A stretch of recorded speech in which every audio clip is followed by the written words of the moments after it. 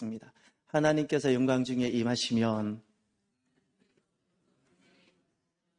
이 땅에 부흥이 일어납니다.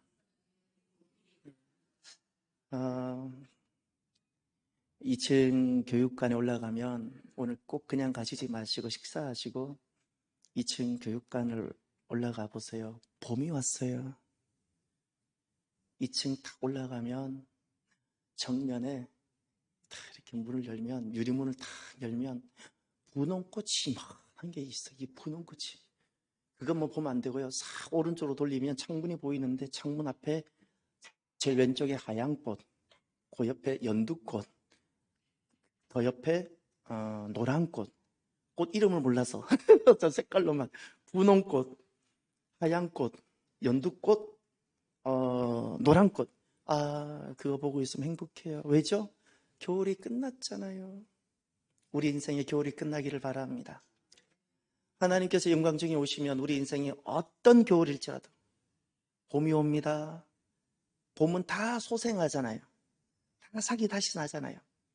부흥이 그런 거예요. 하나님께서 영광 중에 오시면 우리가 다시 살아나게 됩니다. 어렵고 힘들었던 모든 절망과 탄식이 사라지고 염려와 걱정이 끝나고 질병과 아픔, 슬픔이 끝나고 할렐루야 다시 살아나게 되는 겁니다. 여러분 정말 부흥이 우리 안에 일어나기를 바랍니다. 정말 주님 주시는 우리 새로운 삶이 이 봄에 펼쳐지기를 바랍니다. 가끔 교인들이 제게 걱정을 많이 해요. 목사님, 성도들이 요즘 너무 없어요. 그래요. 기억나세요? 코로나 전에 여기가 가득 찼었고 실은 의자가 모자라서 바깥에도 앉았었어요. 코로나 때 1만 교회가 없어졌어요. 소리 소문 없이 1만 교회가 없어졌어요. 아직도 우리 가운데 교회를 못 나오는 분들이 계시죠. 저도 마음이 많이 아프고 그래요. 가정을 돌아보면 참 이렇게 가정 안에 우리 스스로 이렇게 해결되지 않는 문제들이 있잖아요. 제가 목사지만 교회 안에 일어나는 이 많은 일들을 제가 다 감당이 안 되는 거예요. 저 솔직히 별 생각을 다 해요. 여러분 앞에 차마 말을 못하지만 우리 교회가 세워지고 건강하게 일어날 수 있을까 별 생각을 다 하는데요. 여러분 맞아요. 제가 부족하고 능력도 없고 그렇지만 여러분 하나님께서 영광 중에 오시면 부흥이 됩니다. 저는 숫자를 말하는 것이 아닙니다. 부흥이란 진짜 사는 겁니다. 메말랐던 영혼이 살아나는 겁니다. 떠났던 이들이 돌아오는 겁니다. 진짜 사는 겁니다. 이것이 사람 힘으로 되진 않아요. 우리는 영적 운동은 할 수 있지만 부흥은 주님께서 이 땅 가운데 오시면 그곳에 부흥이 일어나는 거예요. 우리에게 이런 일이 일어나기를 바랍니다. 가정마다 하나님께서 오셔서 다 가족들이 사람들이 살아나는 역사가 일터에 생기가 가득한 역사가 우리 속사람이 주의 영으로 충만한 역사가 있기를 주의 이름으로 축원합니다. 그래서 오늘 여기 18절을 보십시오. 오늘 이 말씀 하나 가슴에 딱 새기고 우리가 성전을 떠났으면 좋겠습니다. 시내산의 연기가 자욱하니 여호와께서 불 가운데서 거기 강림하심이라. 아멘. 저를 따라합시다. 여호와께서 불 가운데서 거기 강림하심이라. 이 말씀이 너무너무 감격스럽고 사모되는데 이유가 에덴 동산에 하나님과 함께 살았던 우리들이 하나님을 떠나고 하나님께서 영광 중에 첫 번째로 오는 장면이 바로 이 장면이에요. 애굽에서도 하나님은 능력으로 나타나셨어요. 애굽에서도 하나님은 기적을 베풀어 주셨지만 영광 중에 임하진 않으셨어요. 하나님과 함께 살면서 하나님 영광 가운데 있었던 인생이 하나님 없이 그렇게 외롭고 슬픔과 탄식 가운데 살던 인생에게 하나님께서 첫 번째로 다시 돌아오시는 장면이 바로 오늘 이 말씀이에요. 거기 강림하시면 할렐루야. 오늘 우리에게 이와 같은 일이 일어나게 되어지길 바랍니다. 저는 목사로서 진짜 갈망합니다. 교회사를 보고 또 보면 하나님께서 임하셔서 그곳에 마킹하셔서 임하셔서 부흥이 일어나면 그 부흥은 그 곳만이 아니고요. 반드시 확산되어지고 사모하고 갈망하는 모든 공간을 초월해서 일어났어요. 할렐루야. 지금 에즈벨에 일어나고 있는 놀라운 영적 부흥이 우리 이곳에도 일어나게 되어지기를 저는 갈망합니다.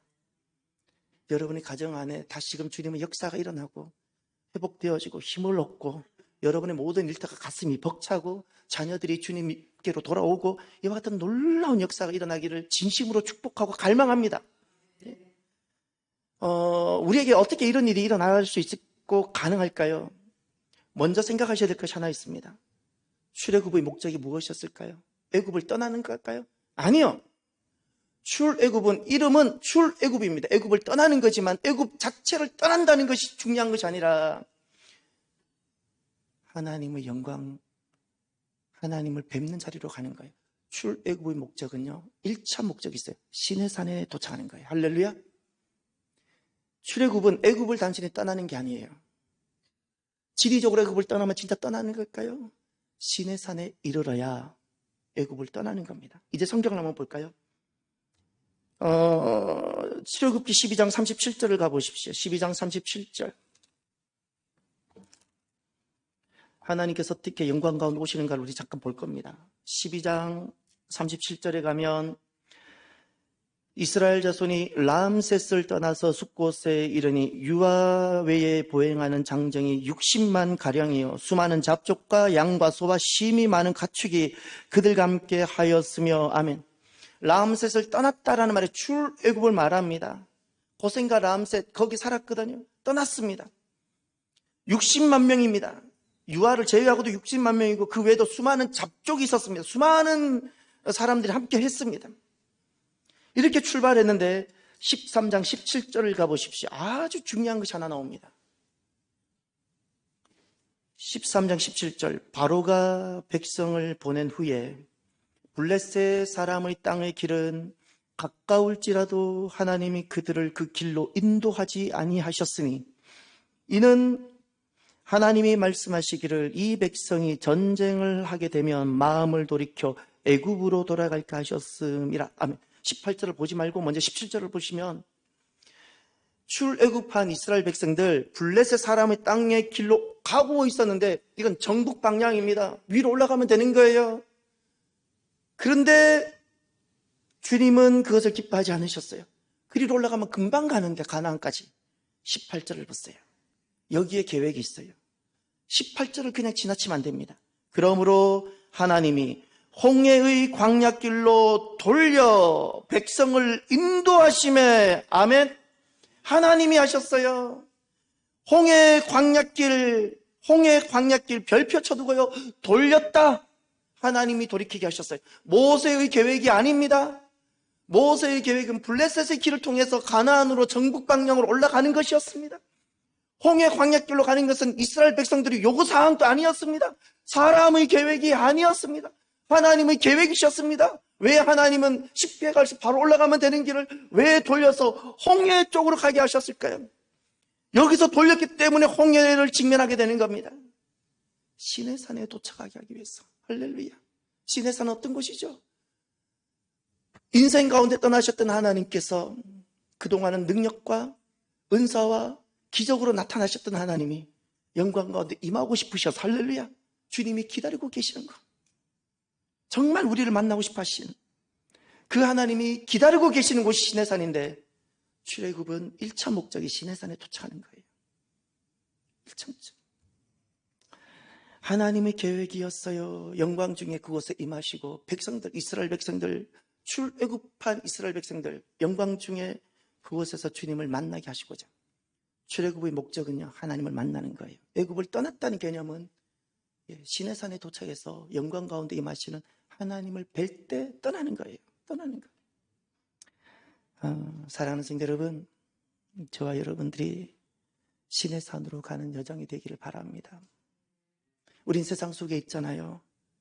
무엇이 세상을 떠나는 것일까요? 에클레시아라는 것은 교회인데 성도들인데 무엇이 에클레시아일까요? 세상 속에 있지만 세상에 속하지 않고 세상 밖으로 불림을 받은 사람들인데 무엇이 출세상일까요? 지난날 이스라엘 백성들 출애굽이었어요. 오늘 우리 출세상이에요. 출세상이 에클레시아인데 무엇이 에클레시아일까요? 오늘 우리들은 우리들의 시내산에 도착해야 돼요. 이것이 출애굽입니다. 영광 가운데 임하신 하나님을 뵈야 세상을 떠나게 된 거예요. 그것이 출애굽이고 그것이 출세상인 거예요. 출세상. 저와 여러분들이 영광 가운데 임하시겠다고 약속하신 그 하나님을 배워없는 시내산 성도들이 되기를 바랍니다. 시내산 성도, 시내산 성도. 저는 간절히 바랍니다. 시내산에 서게 되면 우리가 애굽에서 어떤 겨울을 만났을지라도, 어떤 시련을 만났을지라도, 인생의 어떤 폭풍을 만났을지라도 시내산에 서게 되면 회복이 되어지고 봄이 시작합니다. 할렐루야. 부흥이 일어납니다. 심령의 담대함도 생기고, 절망이 끝나고 소망이 시작하고, 담대함이 생기고, 슬픔과 탄식이 달아나고, 기쁨이 충만하고, 할렐루야. 이 모든 부흥은 시내산에서 영광 중에 오시는 주님을 뵐 때입니다. 이 은혜가 있기를 주의 이름으로 축원합니다. 그러면 하나님께서 영광 중에 오실 때 우리가 하나님과 함께 사는 모습을 한번 보시길 바랍니다. 부흥이라는 것은 날마다 우리가 어떤 신비한 세상 속에 들어가고 그냥 어떤 신령한 아주 호련히 다가오는 어떤 신령한 어떤 삶일까? 이제 성경을 한번 보십시오. 영광 중에 임하시는 하나님과 함께 사는 부흥의 삶이 어떤 삶인지 오늘 본문으로 돌아가셔서 9절을 보십시오. 여호와께서 모세에게 이르시되 내가 빽빽한 구름 가운데서 내게 임함은 시내산입니다. 시내산에서 주님이 임하시겠다고 하셨고 그렇게 임함은 주님의 영광 중에 오심은 라는 겁니다. 내가 너와 말하는 것을 백성들이 어떻게 듣게 하며, 이게 쉐마예요. 듣게 하다. 쉐마예요. 전에는 바로 이야기는 들리고 세상 정보는 들리고 땅의 소식은 들리고 돈의 흐름은 소식은 들렸지만 건강의 소식은 들렸지만 무엇이 안 들렸는가 하니 하나님의 말씀이 안 들려요. 그리고 받아들여지지가 않았어요. 이게 안 들리는, 쉐마가 안 된 거예요. 이 듣다가 쉐마입니다. 하나님께서 영광 중에 오시고 내가 영광 중에 오시는 그 주님과 함께 사는 모습이 하나님 말씀의 쉐마가 되는 거예요. 할렐루야. 들려져요. 들리니까 그 말씀이 내 안에 작동이 되는 겁니다. 작동이. 그 다음 또 보십시오. 또한 너를 영영히 믿게 하려 함이니, 할렐루야. 믿게 하려 합니다. 믿게 하다, 듣게 하다, 믿게 하다가 히브리어로 아멘입니다. 아멘. 쉐마, 그리고 아멘. 하나님 말씀이 쉐마가 되어지고, 전에는 말씀이 이렇게 내게 갈망이 되지 않고 갈급하지 않았는데 말씀을 읽고 싶고 말씀을 쓰고 싶고 말씀이 내게 그냥 들려지고, 할렐루야. 아멘이라는 것은 들은 것으로 끝나는 것이 아니라 그 말씀에 내가 동의하고 이해하며 내 삶이 되어지는 거예요. 할렐루야. 이것이 영광 가운데 오신 주님과 함께 사는 부흥의 사람들의 모습입니다. 부흥의 사람들의 모습. 부흥의 사람들의 모습이 말씀이 들리고 말씀에 내가 순복하고 싶어지고 그리고 아멘 하면서 말씀을 따르고 싶어지는 이것입니다. 이 놀라운 쉐마와 아멘의 은혜가 있기를 바랍니다. 말씀대로 따라 살아가고 싶은 열망들이 일어나기를 바랍니다. 대가를 지불해서라도 이거 포기하고 싶지 않는 선한 열망들이 일어나기를 바랍니다. 또 하나가 더 있습니다. 영광 중에 하나님께서 오시면 부흥이 일어나는데 그 부흥 가운데 우리가 살아가는 모습, 부흥의 삶은 어떤 모습일까요? 출애굽 25장 22절로 가보십시오. 주님께서 시내산에 도착해서 딱 두 가지만 하셨습니다. 1년간 머물게 하시면서 하나가 언약, 말씀을 주셨고 그 말씀을 쉐마하고 아멘하게 만들었어요. 또 하나가 더 있어요. 두 번째, 성막을 주셨어요. 언약도 성막도 사람의 계획이 아닙니다. 다 하나님이 하셨어요. 하나님이 말씀하셨고 하나님이 성막의 시장을 주셨고 그랬습니다. 25장 22절 25장 22절 거기서 내가 너와 만나고 속죄소 위 곧 증거계 위에 있는 두 그룹 사이에서 내가 이스라엘 자손을 위하여 내게 명령할 모든 일을 내게 이르리라. 아멘. 25장부터는 성막에 대한 말씀이에요. 20장부터 24장까지는 말씀에 대한 말씀이었어요. 25장 성막에 대한 말씀하면서 성막의 가장 중심은 지성소고 지성소의 핵심은 언약궤고 언약궤 위에 바로 시은좌가 있어요. 그곳에서 주님이 이렇게 말씀하셨어요. 증거궤 위에 있는 그 시은좌에서 거기서 내가 너와 만나고 성막의 핵심 개념이 무엇일까요? 지성소에서 알려주고 있고 지성소의 핵심이 언약궤에 있는데 언약궤 위에 시은좌에서 성막을 두신 이유를 주님께서 밝혀주셨어요. 거기서 내가 너와 만나고 할렐루야. 이것이 영광 중에 오시는 주님을 뵙게 되고 우리 안에 부흥이 일어나면 일어나는 부흥의 삶입니다. 누구를 만나요? 하나님. 이것을 무엇이라 불러요? 예배라 불러요. 예배라 불러요. 영광 중에 오시는 주님을 뵈면 우리 안에 일어나는 첫 번째 역사가 말씀의 삶이고요. 두 번째가 예배의 삶이 회복되어지는 거예요. 예배의 삶. 내가 거기서 내가 너와 만나고, 저는 가끔 이런 생각이 들어요. 용서하고 들어주세요. 용서하고. 우리 예배당에 있는 의자가 다 없었으면 좋겠어요. 여러분이 편하게 앉을 수 있는 마룻바닥을 다 하고 바닥이 찹지 않도록 예쁜 방석을 다 두고, 제가 왜 의자를 다 없앴으면 좋겠다는 생각을 할까요? 우리가 이런 문화 때문에 예배를 자꾸 잃어버리는 것 같아요. 예배는 무엇이냐면요, 경배하는 거고요, 내가 엎드려 복종하는 거고요, 예배는 나라는 존재를 각을 떠서 희생제물로 만들어서 나를 주님 앞에 제물로 드리면서 내가 주님 앞에 만나러 내가 나아가는 거거든요. 그런데 이제 제 모습을 한 번만 봐주세요. 용서하고 봐주세요. 이렇게 이게 가는 예배가 될까요? 여러분 안 보일게요. 지금 제가 다리를 꽈다 쳐요. 다리를 꼬고 그 높으신 분 앞에 경배가 가능할까요? 팔짱을 끼고 경배가 가능할까요? 예배 아니에요. 관람이지, 쇼지. 우리가 지금 이런 문화 속에, 의자라는 문화 속에 있으니까 실은 성경 어디에도요, 예배 장소에는 의자가 없었어요. 이것이 오히려 우리를 병들게 하고 있어요. 어디에도 의자가 없어요. 이 문화는 극장 문화고 청중 문화고, 가끔은 제가 그래요. 불편해도 우리 예배 스피릿을 살리고 싶다면 우리 어렸을 때는 마룻바닥이었거든요. 그랬으면 좋겠다. 예배 자해야 되지 않겠습니까? 하나님의 영광 중에 오시면 우리 안에 부흥이 일어나는데 예배가 회복되어져요. 하나님을 만나고 싶어지는 거예요. 할렐루야. 저와 여러분들이 이런 예배가 회복되어지기를 주의 이름으로 축원합니다. 그러면 주님께서 끝으로 우리에게 요구하시는 것이 있어요. 저는 누군가가 만약에 제게 묻는다면 하나님은 사랑이시죠? 그러면 아니요 라고 저는 말해요. 왜 그럴까요? 하나님 사랑이 맞으시는데 그 사랑이 편해요. 이제 오해를 하시면 안 돼요. 하나님은 어떻게 우리를 사랑하시는 거 아니? 세상의 모든 사람 중에 나를 제일 사랑하시는 것처럼 사랑해 주세요. 그런데 이 사랑이 모두에게 똑같아요. 안 그래요? 나를 가장 사랑하고 제일 사랑하는 사랑으로 나를 항상 사랑해 주시고, 여러분들도 마찬가지예요. 여러분들도 누구보다 나를 사랑하시는 것 같은 사랑으로 나를 사랑해 주시잖아요. 그래서 저는 그것을 편애라 불러요. 편애라 불러요. 그런데 하나님은 누구를 사랑하시고 누구에게 오시냐 생각해 보세요. 하나님이 우리에게 바라시는 것이 있어요.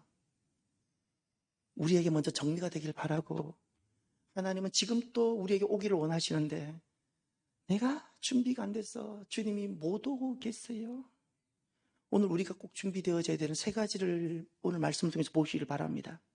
영광 중에 오시는 하나님, 우리가 먼저 준비해야 될 것이 무엇일까요? 첫 번째가 10절을 보십시오. 19장 10절. 여호와께서 모세에게 이르시되 너는 백성에게로 가서 오늘과 내일 그들을 성결하게 하며 그들에게 옷을 빨게 하고. 아멘. 첫 번째, 성결이란 단어가 보이니까 옷을 얼마나 빨면 성결이 될까요? 얼마나 우리가 목욕탕을 가서 몸을 깨끗하게 씻으면 주님 보실 때 그 성결이 될까요? 내 마음, 내 삶이 성결해져야 합니다.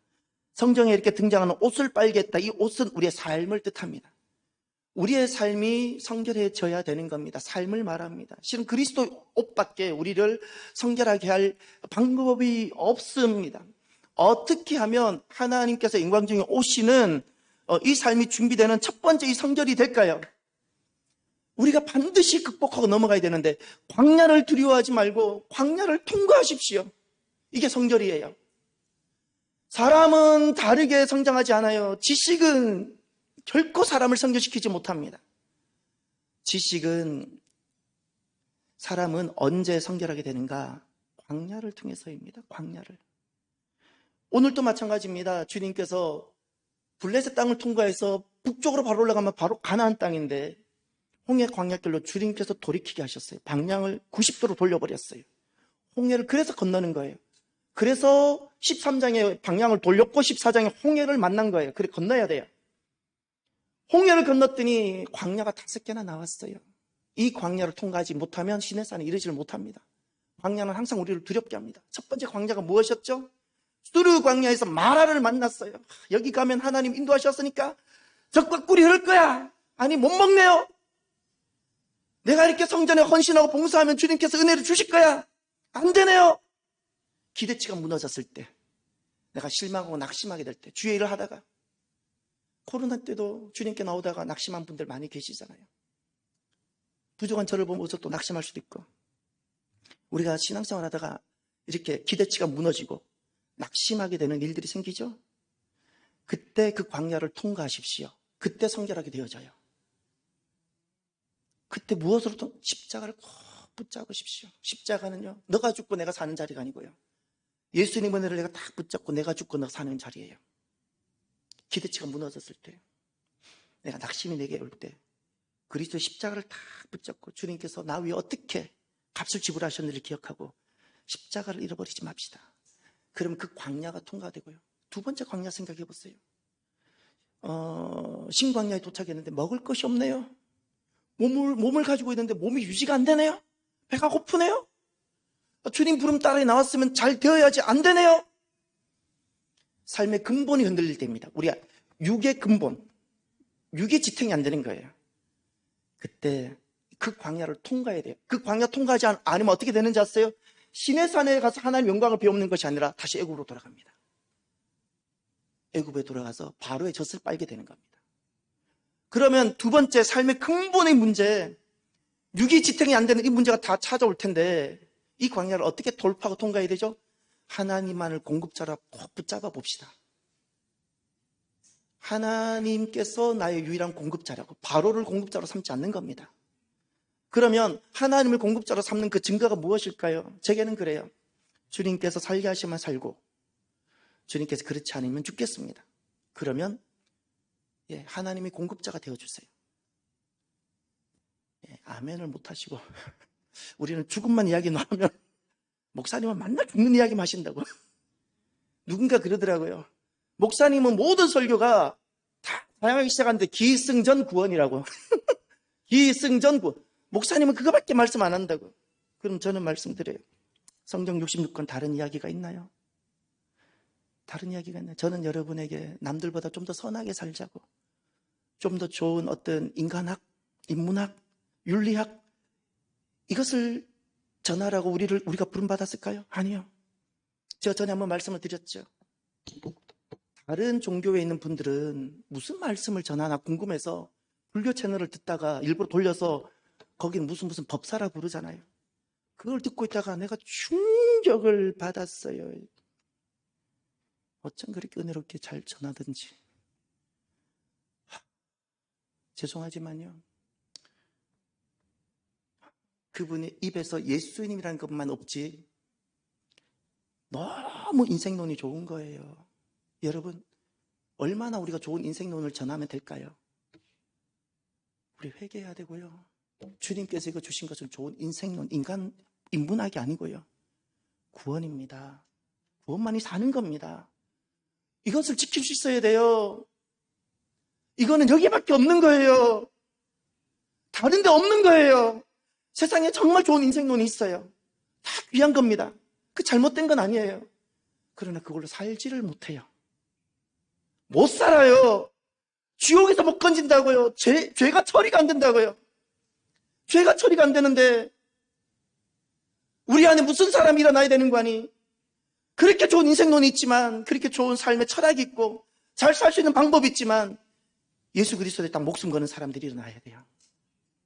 그런 사람들, 삶의 근본이 흔들렸을 때 예수 그리스도께 목숨을 딱 걸고 일어서는 사람들, 공급자를 예수님을 딱 붙잡고 살게 하시면 살겠습니다, 그렇지 않으면 죽겠습니다. 여러분, 예수님께서 살게 하시면 사는 것이 복이고요, 예수님께서 죽게 하시면 죽는 게 복이에요. 왜 살고 죽는 걸 두려워하세요? 그렇지 않나요? 살고 죽는 걸 주님 앞에 딱 한번 맡겨드려요. 우리 어떤 광야를 또 통과하게 되나요? 그 외에도 그 다음에 가면 르비네에 도착했는데 목이 말라요. 물이 없네요. 이것은 영적 갈증이에요. 수가성 여인은 이 갈증 때문에 사람을 바꿨죠. 이 사람도 바꿔보고 저 사람도 바꿔보고. 어떤 사람은 성공하면은 이 목마름 해갈될까 성공을 해봐요. 어떤 사람은 공부를 열심히 하면 해갈될까 공부를 열심히 해봐요. 해갈이 안 돼요. 파스칼이 팡세지 분명히 말했죠. 사람에게 큰 구멍이 있는데 무엇으로도 채워지지 않는다. 돈으로도 채워지지 않아요. 명예로도 채워지지 않아요. 죄송하지만 사람의 사랑으로도 안 채워져요. 하나님만 이 자리는 채우시는 거예요. 그래서 우리가 이 영적 갈증이 일어날 때, 목마름이 생길 때 성령님 주님 앞으로 나아가서 성령님께서 채워주시기를 갈망하고 이걸 통과해야 돼요. 이 목마름을 세상으로 애굽으로 돌아가서 채우려고 하면 통과가 안 돼요. 우리 안에 분명히 갈망이 생길, 갈증이 생길 겁니다. 목마름이 생길 텐데 성령님 앞으로 나아가서 엎어지는 거예요. 그러면 주님께서 우리 속에서부터 흘러나오게 하는 생수를 경험하게 하는 거예요. 이 광야를 통과해야 돼요. 애굽으로 돌아가면 안 돼요. 다 망하는 길이에요. 네 번째 광야가 또 있어요. 이 광야도 통과해야 돼요. 그래야 시내산에 영광 중에 임하신 주님을 뵙게 되는데 네 번째 광야가 원수의 문제입니다. 사람의 관계입니다. 내 마음을 아프게 하는 사람이 있잖아요. 정말 저 사람이 너무 싫잖아요. 사람에 대한 미운 감정을 처음 마음으로 제가 겪어본 것이 대학 1학년 때예요. 그전에는 사람이 그렇게 저는 좋았어요. 사람을 보면 처음 만나는 사람 또 그 사람과 눈과 눈이 마주치는 순간 팍 웃음이 터져버리고 미소가 터졌었어요. 그런데 대학 1학년 때 처음으로 사람이 밉다라는 마음이 처음 가져봤어요. 그것 때문에 제 영적인 부분이 얼마나 추락했는지 몰라요. 결국 하나님은 그를 귀하게 높여 쓰셨어요.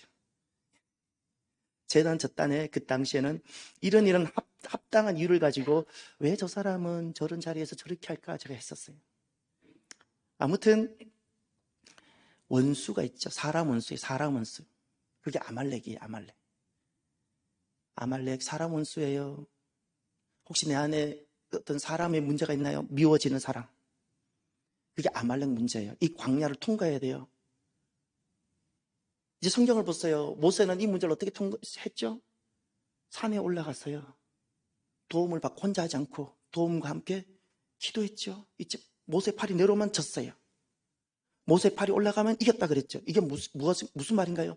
사람의 문제를요 기도로 해결하라는 거예요. 할렐루야.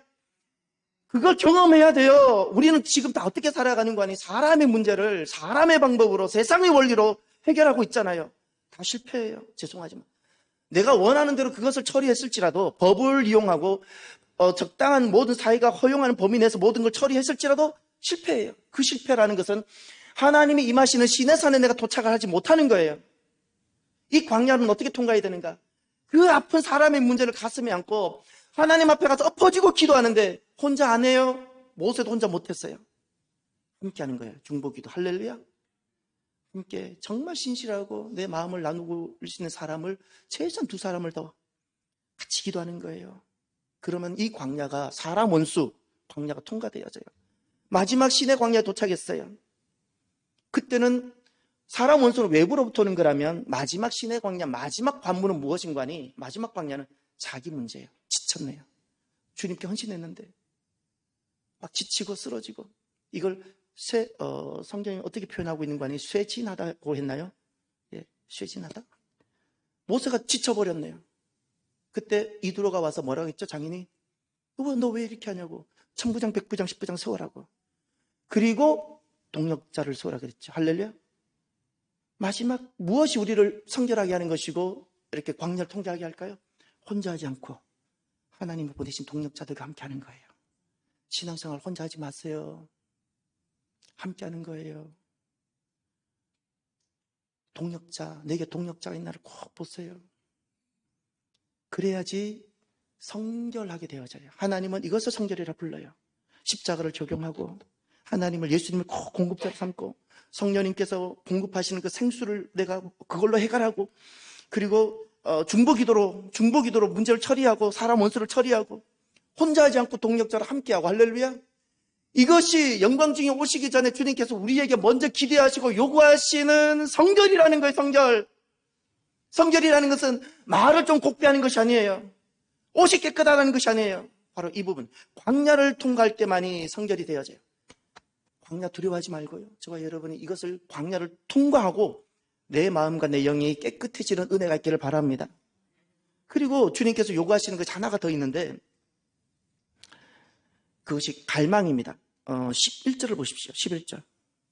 준비하게 하여 셋째 날을 기다리게 하라. 이는 셋째 날에 나 여호와가 온 백성의 목전에서 시내산에 강림할 것임이니. 아멘. 지금 하나님께서 이 땅 가운데 그저 능력이나 이적과 표적으로만 나타나는 것이 아니라 하나님 존재 자체가 임하시는 거예요. 그런데 두 번째 우리에게 요구하시는 것이 있었어요. 준비하게 하여 셋째 날을 기다리게 하라. 이 기다림은 그냥 하나 둘 이렇게 기다리는 것이 아니에요. 소원이 아니에요. 갈망입니다. 하나님을 그냥 기도 응답 정도 차원에서, 소원 차원에서, 희망사항 정도 차원에서 하나님을 기다리는 것이 아니에요. 갈망이에요. 갈망. 이 갈망은 10편, 41편, 42편 이렇게 나옵니다. 목마른 사슴이 시냇물을 찾아 헤맨다 그랬어요. 이때가 언제인가니 이스라엘은 건기와 우기로 나누어지는데 초막절이 우기가 시작되어져요. 초막절은 우리나라 추석이에요. 초막절에 첫 비가 이른 비가 내려요. 그러면 마지막 제일 갈증이 언제 심하겠어요? 여름 끝날 때 8월 말 9월 달 그때 이 사슴이 그전까진 그래도 마지막 남아있는 시내에서 목을 축였는데 이때는 어디에도 다 시내가 말라버렸어요. 비가 와야 돼요. 사슴이 이때는 물을 찾고 기다리는데 그냥 희망사항일까요? 비가 좀 왔으면 좋겠다. 기도 제목일까요? 아니요. 살기 위한 갈망이에요. 할렐루야. 지금 우리에게 무엇이 필요하고 하나님은 무엇을 원하는가? 희망사항이 아니에요. 희망사항. 그냥 고상한 기도 제목들이 아니라고요. 갈망이에요. 갈망. 살기 위한 갈망. 가정이 살기 위한 하나님을 갈망함. 내 영혼이 살기 위한 하나님을 갈망함. 사슴이 시냇물을 찾지 못하면 죽어버리게 되는 것처럼 안 죽고 살기 위해서 하나님을 찾는 갈망함. 하나님 우리에게 원하시는 것이 바로 이거예요.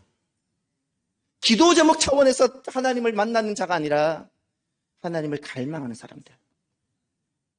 그리고 세 번째, 하나님이 하나 더 요구하시는 것이 있어요. 12절을 보십시오. 영광 중에 임하시기 전에 하나님은 먼저 우리에게 요구하시는 것이 있었어요. 성결을 요구하셨고 갈망을 찾으셨고 갈망하는 사람 찾으세요. 우리 가운데 그 갈망하는 사람 한 사람이 일어나길 바랍니다. 에즈베르 대학교에서도 하나님의 사랑이 부어지기까지 떠나지 말라 했는데 그 말씀을 듣고 하나님 사랑을 갈망했던 그 소수의 사람을 통해서 하나님 오셨어요.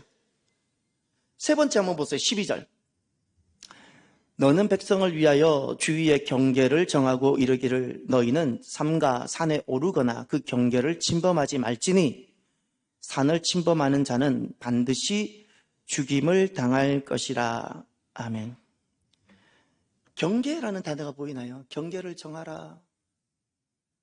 경계를 정해. 세 번째 하나님께서 말씀하셨어요. 경계를 정하라. 경계하라. 이거는 하나님은 하나님이시고 나는 영원히 사람이어야 돼요. 하나님은 모든 것의 주가 되셔야 되고 나는 모든 것의 종이어야 돼요. 하나님은 하나님이시고 나는 피조물이고 나는 사람이어야 되고 이것을 지난날에 무엇으로 경계를 삼았는가? 선악과였어요. 선악과라는 것은 하나님은 언제나 하나님이시고 우리의 주이시고 우리의 왕이시며 나는 언제나 피조물이며 하나님 아니면 소망이 없는 자이며 하나님은 하나님이시고 나는 사람임을 그 경계를 정한 것이 선악과인데 선악과를 따먹었다는 것은 한 가지 과일을 따먹은 것이 아니라 하나님의 하나님 되심을 그 경계를 무너뜨렸다는 거예요. 내가 하나님 되어보겠다는 거예요. 이걸 교만이라 불러요. 하나님 없이 내가 한번 마음껏 내 마음대로 내 원하는 대로 자녀 키워보고 내 원하는 대로 세상 한번 살아보겠다는 거예요. 선악과 쥐었네요. 경계를 무너뜨렸어요. 경계를. 하나님은 누구에게 다시 오시는가? 왜 지난날 하나님 영광 중에 떠나버리셨을까요? 경계를 무너뜨렸으니까. 하나님 누구에게 다시 오시죠? 경계를 다시 세우는 사람. 하나님과 함께 사는데도 이 경계가 있어야 돼요. 하나님은 하나님이시고 하나님은 영원히 주이시고 유일한 왕이시고 다른 주를 두지 아니하고 어떤 물질도 어떤 사람도 주가 되지 아니하고 남편도 주가 되지 아니하고 어떤 영웅도 두지 아니하고 성공도 주가 아니라 행복도 주가 아니라 하나님만을 주로 삼는 사람. 할렐루야. 이 경계를 분명히 두는 거예요. 경계를. 선악과를 다시 회복하십시오. 주님께서 죽으시면서 이 경계를 다시 두려고. 하나님은 하나님이시며 우리는 하나님 백성이라는 것. 나는 너희 하나님이 되고 너희는 나의 백성이다. 여긴 선악과가 있는 거예요. 이 선을 넘어가면 안 돼요. 하나님은 모든 것이 되셔야 되고, 하나님은 주가 되셔야 되고, 하나님은 왕이 되셔야 돼요. 내 인생의 주도 하나님이셔야 되고요. 자녀 하나님 것이어야 돼요. 제발 선악과 무너뜨리지 마세요. 선악과 무너뜨리고 자녀 키우고 있잖아요. 내 가정 선악과 있나요? 하나님이 내 가족의 주인이 되셔야 되는데 이거 있어야지 선악과 있는 거예요. 경계가 있는 거예요. 하나님은 누구에게 오시는가? 이 경계를 회복한 사람. 할렐루야. 마지막 세 번째 찾으시는 것이 그거예요. 경계가 너는 있느냐? 내가 너와 함께 하겠지만 내가 하나님이고 내가 너의 주고 내가 너의 왕이고 너는 종이고 나의 백성이고 너는 사람이고, 이 경계를 주님이 찾으세요. 사랑하는 성도 여러분, 18절 17절을 제가 읽을 테니까 18절을 읽어주십시오. 저는 너무 17절과 18절이 너무 좋습니다. 17절, 모세가 하나님을 맞으려고 백성을 거느리고 진에서 나오매 그들이 산 기슭에 서 있는데,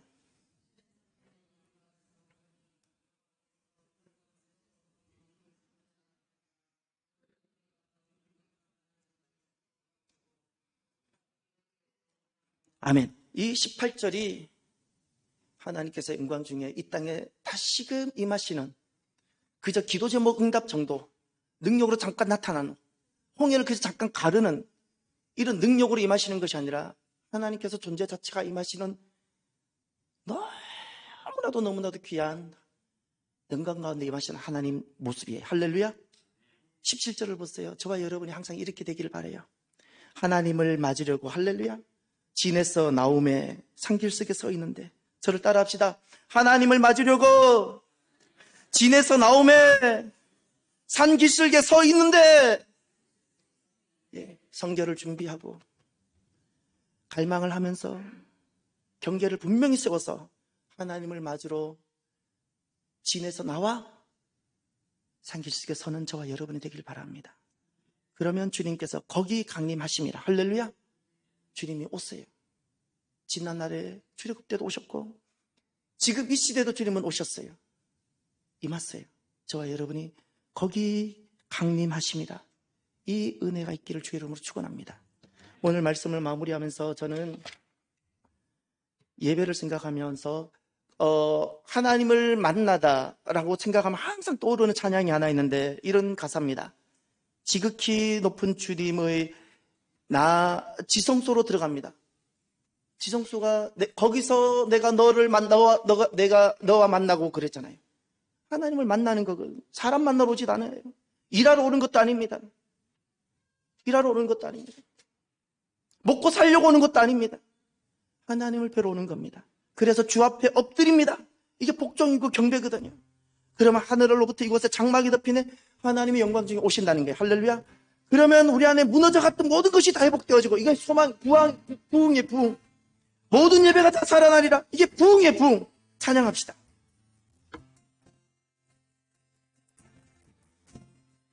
지극히 높은 주님의 나 지성소로 들어갑니다.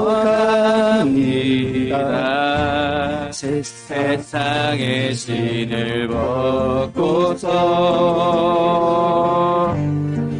주보다 앞에 엎드리리.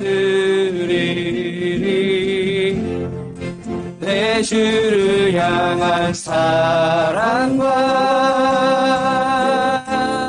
그 신뢰가 다 그러져 갈 때 하늘로부터 이곳에 장막이 덮이네.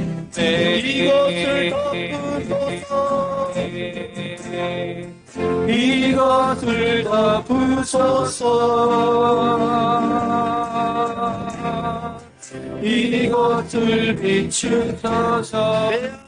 무너졌던 내 안에 무너졌던 모든 소망 다 회복하리니 이곳을 지나소서 이곳을 만지소서 내 안에 죽어가는 모든 예배 다 살아나리. 한 번 더 찬양합시다. 지극히 높은 주님의 낮이 성소로 들어갑니다. 세상의 신을 벗고서 주 보좌 앞에 엎드리리.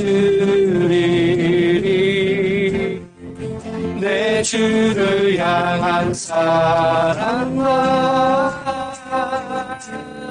그 신뢰가 사그러져가네. 하늘로부터니 장막이 덮이네. 장막이 덮이네. 이곳을 덮으소서. 이곳을 덮으소서. 이곳을 비추소서. 이곳을 비추소서. 내 안에 무너졌던 모든 소망 다 회복하리니 이곳을 지나소서. 이곳을 지나소서.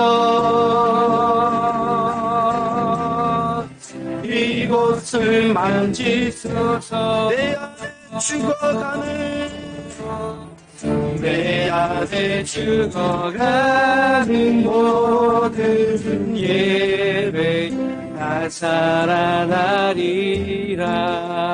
목소리로만 찬양합시다. 이곳을 덮으소서. 이곳을 비추소서. 내 안에 무너졌던 모든 소망 다 회복하리니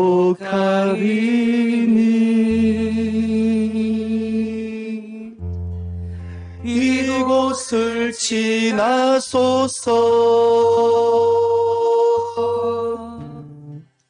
이곳을 만지소서.